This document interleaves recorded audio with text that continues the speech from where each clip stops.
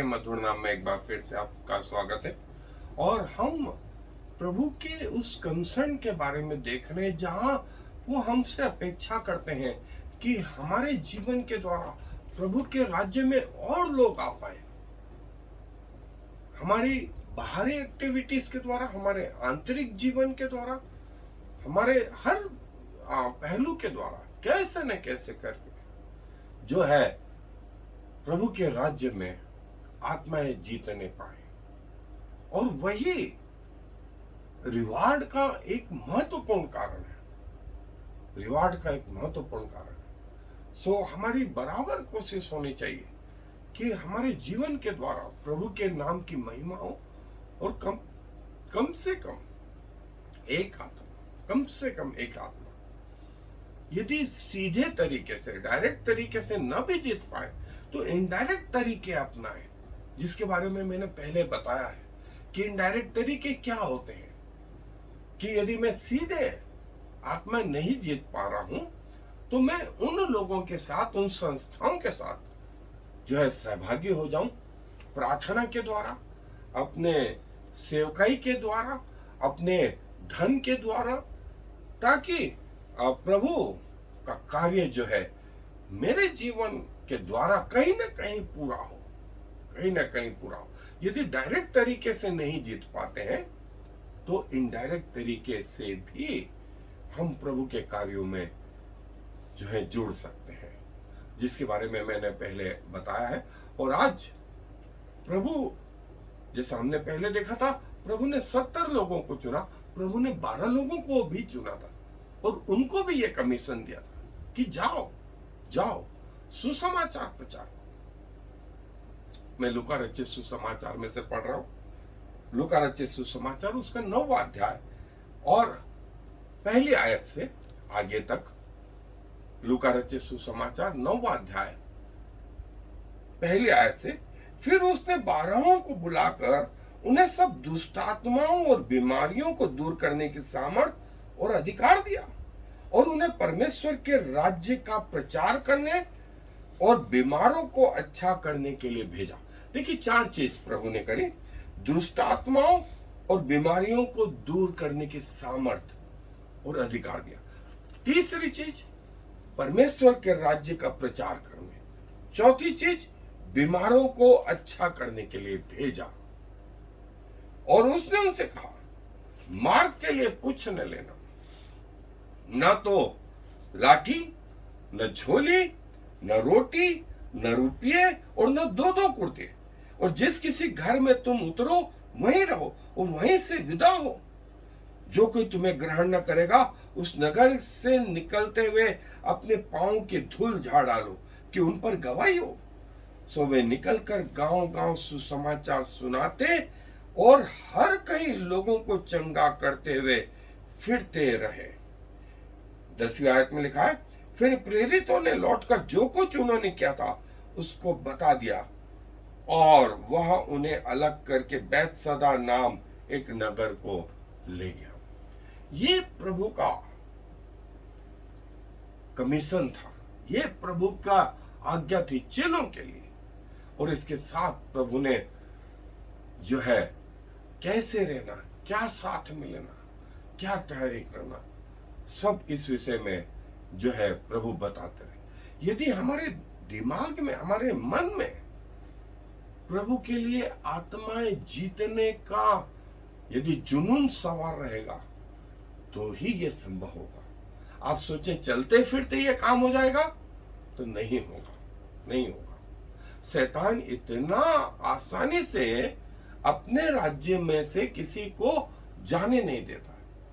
और इसके लिए पौलुस बोलता है, मैं जच्चा की सी पीड़ा उठाता हूं। सो ये कोशिशें करना पड़ेंगी, ये कोशिशें करते रहना पड़ेगी हमारे जीवन के द्वारा। और जैसा मैंने बताया कि डायरेक्ट नहीं तो इनडायरेक्ट तरीका भी अपना सकते हैं। सो आए अपने अध्ययन पे चलें। यदि आप में इस प्रकार की चाहत नहीं रहेगी तो आप इस स्तर पे पहुंच भी नहीं पाएंगे।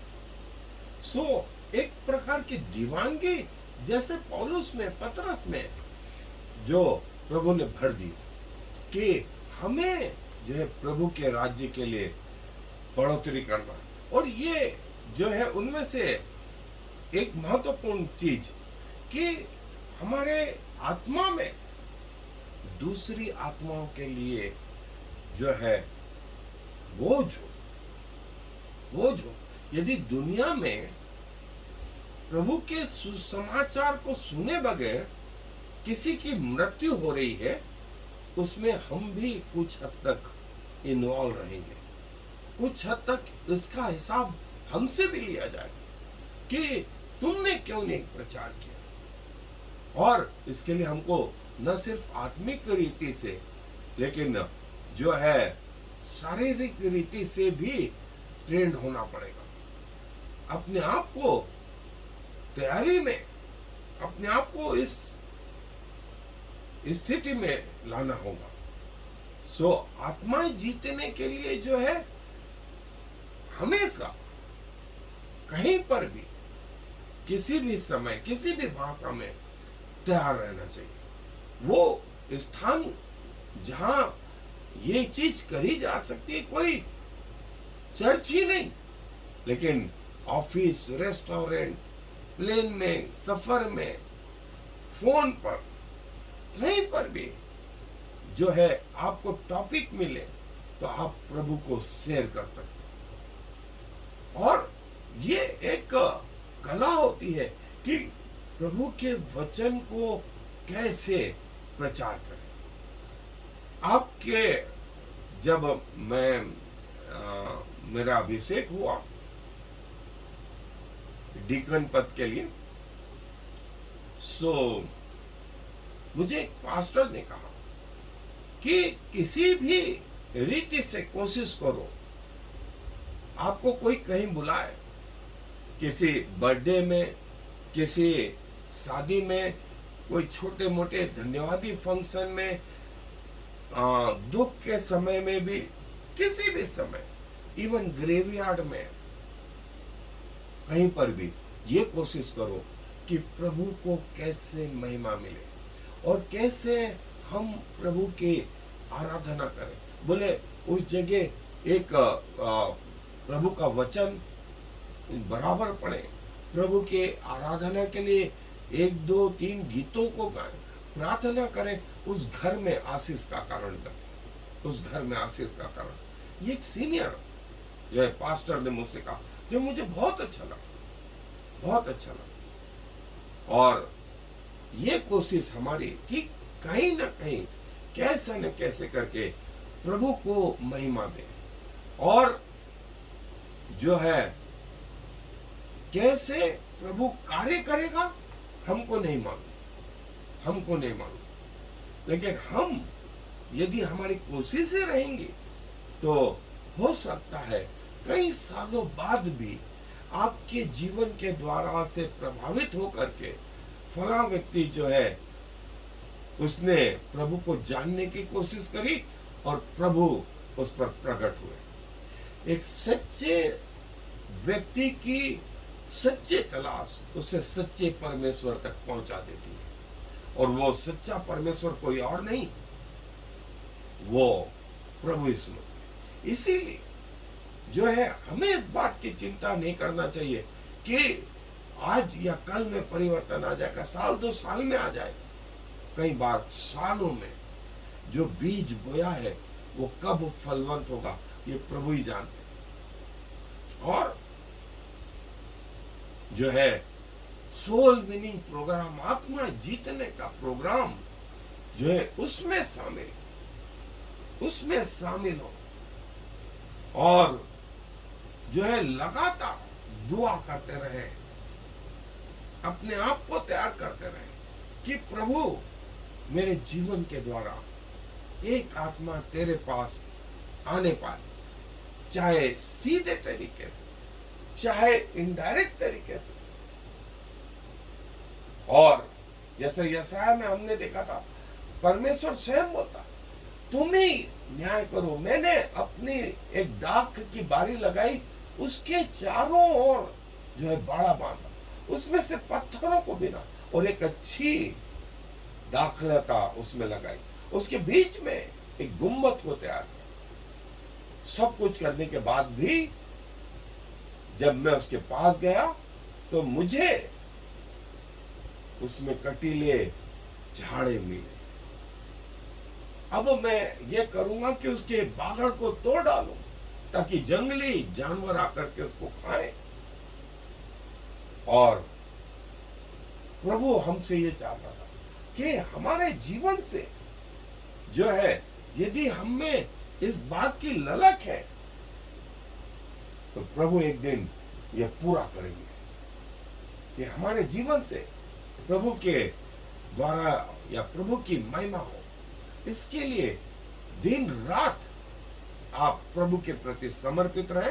वो समय आएगा कि प्रभु आपको अपनी महिमा के लिए चुनेगा और आप बहुत सारी आत्माओं को जीतने वाले सेवक बन जाएंगे। आए दुआ करें। प्रभु जी धन्यवाद देते हैं कि आप हमारे जीवन से चाहते हैं कि हमारा जीवन इस पृथ्वी पर सफल तब माना जाए जब हम आपके राज्य के लिए काम करने पाए और बहुत सारी आत्माओं के उद्धार का कारण बने। प्रभु, हम अपने आप को सशरीर, आत्मा और प्राण समेत आपको समर्पित करते हैं कि हमारे जीवन के द्वारा इस पृथ्वी पर प्रभु आपके राज्य की बढ़ोतरी हो और कम से कम प्रभु हम एक आत्मा को डायरेक्ट या इनडायरेक्ट तरीके से आपके पास लाने वाले भागीदार हो जाए, ताकि जब आपके सामने उपस्थित हो तो आपकी कृपा के पात्र बने।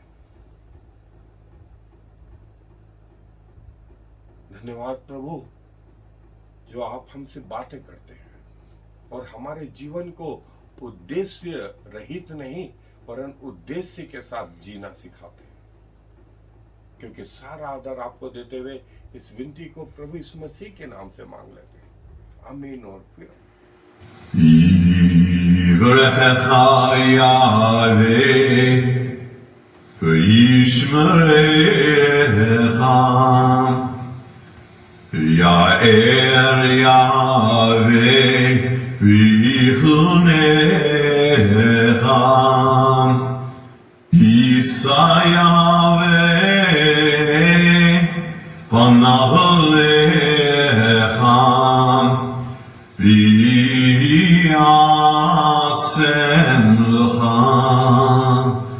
Shalom. May the Lord bless you and protect you. May the Lord smile on you and be gracious to you. May the Lord show you his favor and give you his peace.